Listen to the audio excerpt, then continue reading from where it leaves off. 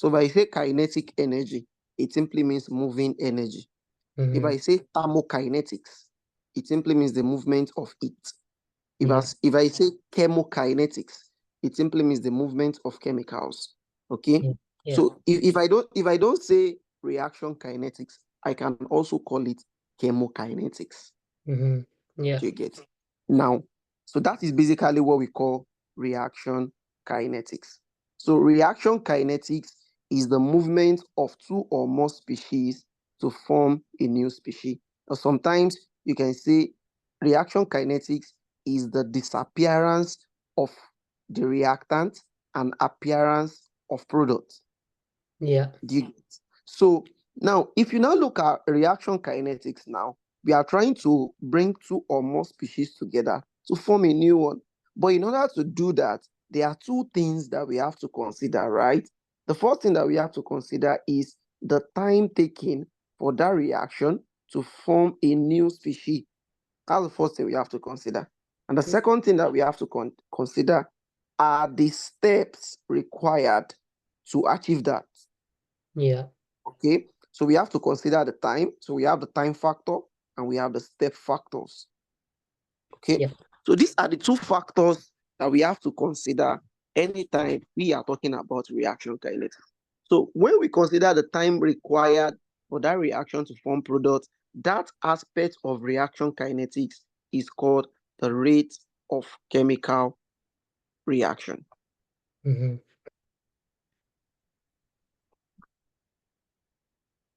Okay, the rate of chemical reaction. But if we are to consider the steps needed for the reaction to form products, we call that aspect of reaction kinetics reaction mechanism.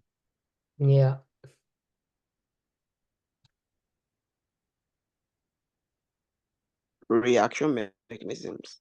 Okay, so these are the two aspects that we have to consider under reaction kinetics. Now, let's check the first one. Okay, you see, reaction kinetics is just like I want to prepare a meal. Okay, you know, the way I'm going to prepare, let's say beans now, is totally different from the way I'm going to prepare, let's say, burger. Is different from the way I'm going to prepare, let's say, rice. Is different from the way I'm going to prepare a lot of meal, right?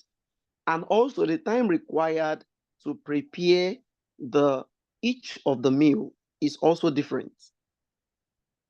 So reaction kinetics takes into consideration the time required for the reaction to form product and the steps needed, okay, for the reaction to form product, because there are some reactions in chemistry that they require just a step for them to form product. There are some reactions that require 2 steps for them to form product. There are some that require 3 steps to form products. Okay, and then you can actually see that from different processes that we have in chemistry. Imagine I have something like ABBA process. I'm sure you've heard of ABBA process before. Yeah, that's industrial preparation of ammonia. If you look at that process, you will see that that process is just a step. And that step is when you react nitrogen gas with hydrogen gas to form ammonia directly. One step. Okay. But there's another process that we call survey process. Survey process is industrial preparation of Na2CO3, that's sodium carbonate. Okay. If you look at that process requires, I think, 3 steps for it to form its product, 3 or 4 steps for it to form its product. So different products with different steps, with different time, okay, in chemistry. And that is what we have to consider in this particular aspect of chemistry. So let's check the first one, which is rate of chemical reaction. Now, based on the time needed rate of chemical reaction.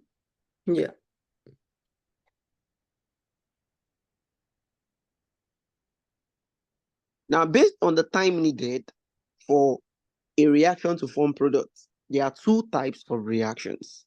Okay. The first reaction that we have is instantaneous reaction. And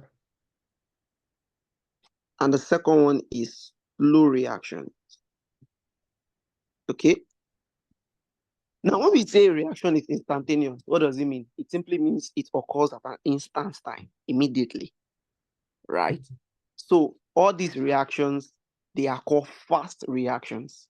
They are reactions that their rate of chemical reaction is very fast because they spend more time for them to form their product.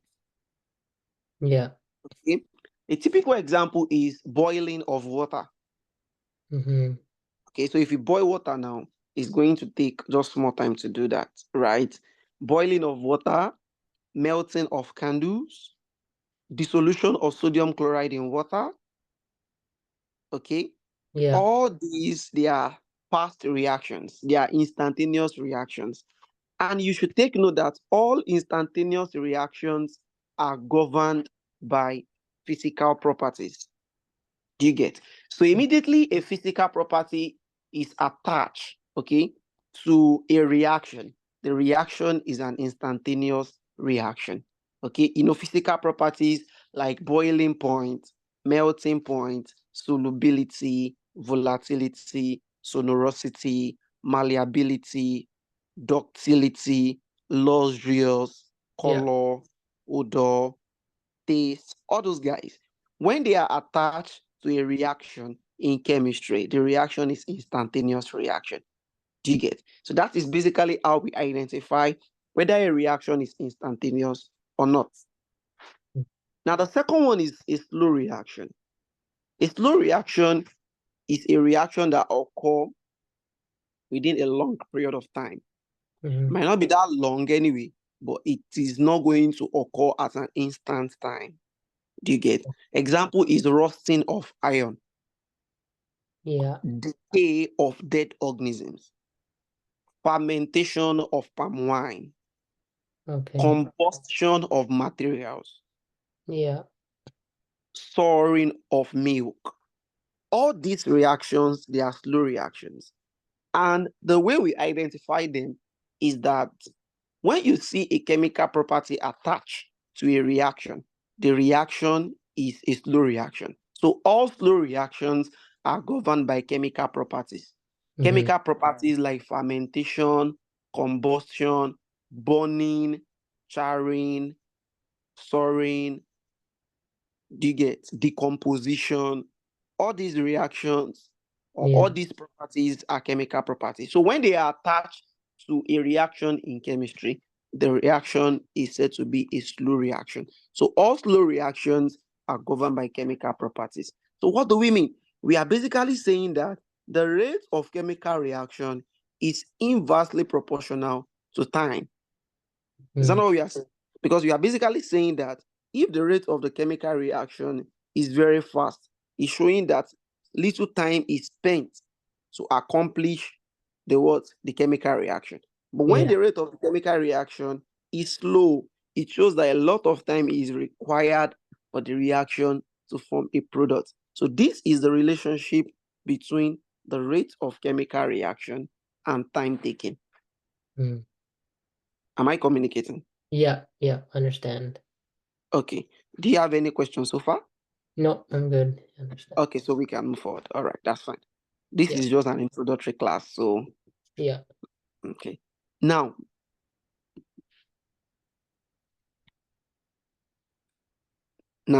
we now have definition of rate of chemical reactions. Okay. Yeah. We have different definition of rate of chemical reaction. The first one is based on mass. Okay. Now, all we have to do is just come back to this particular equation, which is R equals K now, divided by time. That is when I remove the proportionality sign, right? Then for this particular reaction now, K is equal to mass. Okay, so I can say R is equal to mass over time. Yeah. So the rate of chemical reaction is equal to the mass of reactant or product divided by time taken. So this is the first definition of rate of chemical reaction. So we might be given a question on this. Let's check a question out. Look at this question. Yeah. Example. example number 1. Okay. The question is 2 grams of CaCO3 decomposes on heating. Decomposes on heating.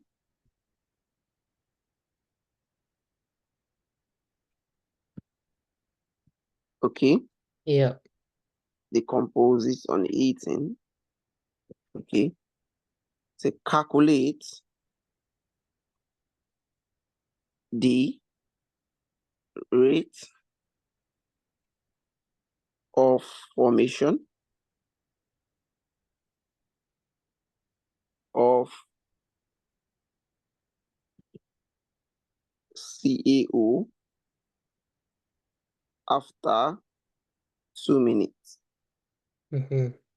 Can you see that? After 2 minutes. Yeah. So how do we do that? Now, the first thing we have to do for this particular question is we have to write a balanced reaction for the decomposition of CaCO3. Is that not? So, and that is going to give us, I think I gave you that up there, CaCO3, when it decomposes on 18, is going to give us CaO plus CO2. Yeah. Okay, I think the reaction is balanced already. So because the reaction is balanced, the mole ratio of CaCO3 here is 1. That of CaO, which is quicklime, is also 1. CO2 is also 1. Okay. Yeah. Then the next thing we have to do is we have to calculate the number of molecules of this. Okay. Now, how do we get number of molecules? All we have to do is we recall that number of mole equals mass over molar mass, right? Yeah. Then the mass given in the question is 2 grams. Then the molar mass of CaCO3, I think, is 100. Okay. So the number of mole of this is 0.2 moles.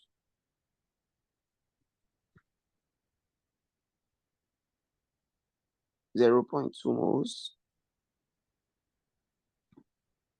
I'm sure you understood Yeah. the way I got 100. Yeah. Okay. So that is the number of mole of Yeah. CaCO3. No, now when you look at CaCO3 and CaO, you notice that they have the same mole ratio. Yeah. So they are expected to have the same number of mole also. So I can easily say the number of mole. I can easily say the number of mole of CaO is also 0.2 moles. Right? Yeah. Then remember, I'm looking for the mass because I'm going to use the mass to calculate the rate of formation. So I can recall that this is also mass of CaO over its molar mass equals 0.02 moles. Right? Then the mass of CaO equals 0.02 times the molar mass. Is that not? Then 0.02 times the molar mass of CaO should be 56. Yeah. 56. Then when you multiply that, you are going to have the mass of this. So when you multiply 0.02 times 56, what do you have? Let's check. So we would multiply that. So that's 1.12 when you check on your calculator. Yeah. 1.12. 1.12. Okay, grams. So this is the mass of CaO. Now we can calculate the rate of formation. So the rate of formation equals the mass of CaO divided by the time. What's the mass? 1.12. And what's the time? 2 minutes. Yeah. Right? So 2 minutes. Then we divide to get our rate of formation. Okay. So the rate of formation equals 1.12 divided by 2. That's 0.56. Yeah. So 0.56 gram per minute. Yeah. So this is the rate of formation of that particular guy there. So that is the first definition of rate of chemical reaction and an example. Now let's check another definition. Yeah. Now we can also define our rate of chemical reaction in terms of concentration. Okay. Okay. And then in terms of concentration, the rate of chemical reaction R is equal to the change in concentration of either the reactant or the product divided by change in time. Mm-hmm. Okay. Then, change is the same thing as the partial derivative, okay, Yeah. of a function, right? This symbol means concentration, all right? So this definition of rate of chemical reaction in terms of concentration. Now, under this concentration, I'll be explaining a lot of things. Mm-hmm. Now, look at something. Imagine I have a reactant A to give B, right? Yeah. In a reaction, we all know that the reactant is used up. This is used up, right? And the product is always formed, Yeah. right? If that is the case, that shows that in any given reaction, the concentration of the reactant is expected to reduce, while the concentration of the product is expected to increase. Is that not? Because the reactant is used up, but the product is formed. So Yeah. the concentration of the reactant is expected to reduce, and that of the product is expected to increase. Okay? What does that mean? It simply means at the end of the reaction, the final concentration of the reactant will be less than that of the product, that of the initial, Okay. Okay. right? So, like if I have, let's say, initially I was having 5 molar as the concentration of A and a 0 molar as the concentration of B before the reaction. At Mm-hmm. the end of the reaction, the concentration of A is going to be 0 Mm-hmm. because it's used up. Then the concentration of B is going to be 5 because it's formed, right? Now, you can see that this is initial and this is final, Yeah. right? So at the end of the day, the final concentration of the reactant is less than that of the initial. And Mm. then reverse is the case for the what? For the product. Hmm? It shows that if I want to find the change, the difference in the concentration here, I'm going to get a negative sign. Because normally change means final minus initial. Is a Greek letter, right? So for reactant, change for the reactant equals, what's the final? 0. What was the initial? 5. If I subtract this, what will I have? Minus 5, Yeah. right? Yeah. If I do the same thing for the product, final for the product is 5. Then the initial 0. Then if Mm-hmm. I subtract it, what will I get? Positive of 5. What does this mean? It means that anytime I want to write the rate of chemical reaction, okay, for reactants, chemical reaction for reactants R, I must include negative to it.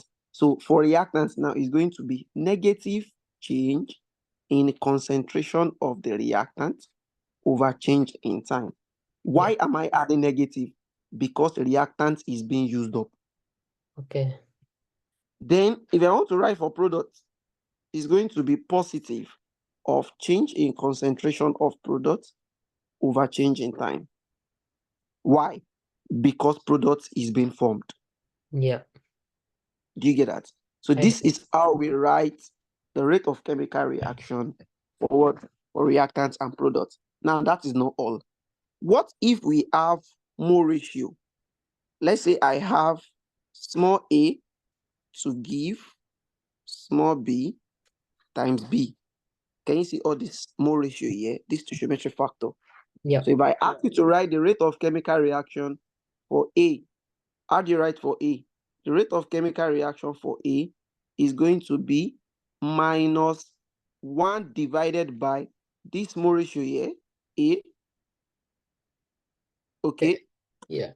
Then Yeah. the derivative of A divided by dt. So this is the rate of chemical reaction for A. Can you see that? Yeah. Okay. Then if I want to write for B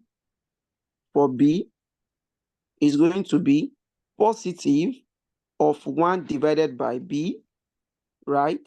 Then the concentration of B over what?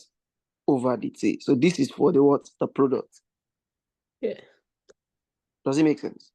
Yeah. So what does the D stand for next to the T? DT, what is? The D is just like the change. Okay. Okay. Yeah, the change. But we Yeah. are doing that in the case that if we are given an equation, a concentration equation for A, we just take the derivative with respect to time. Okay. Okay, so that's that. Now I can represent this information in a graph. I can put it on a graph. So if I want to put that on a graph now, I'm going to have, this is concentration, this is time. Yeah. Remember that for reactant, the concentration is reducing with respect to time. Yeah. So it's going to look this way. This is for reactant. This is reactant. Okay. Yeah. You can see the concentration is reducing with time. Is reducing with time. Can you see? Yeah. And then sometime you can also have it this way.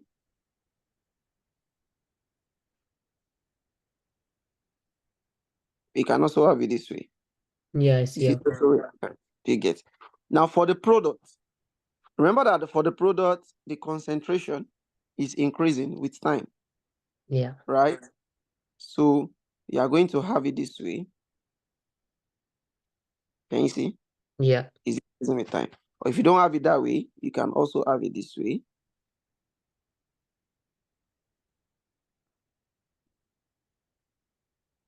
Okay. So this is how we represent the rate of chemical reaction in terms of concentration graphically. Yeah. Okay, that's how we represent them graphically. Okay, so I think it's better we stop the class now because we have like a few Yeah. minutes to go. Yeah. So in our next class, we are going to